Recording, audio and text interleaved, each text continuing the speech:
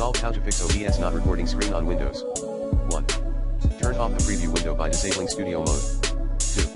Run OBS as an administrator. Like this. 3.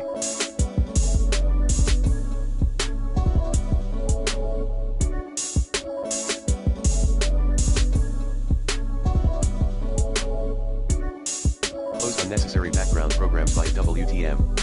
4. Change the graphics settings. 4.1 Add OBS64.exe add C:\program files /OBS studio /bin /64-bit into graphics settings. End.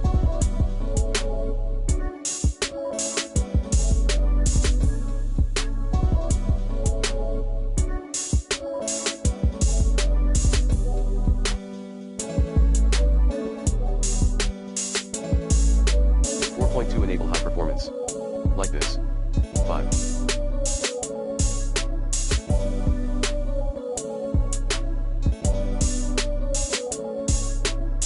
Update your device drivers using the recommended OBS driver updater in this video guide.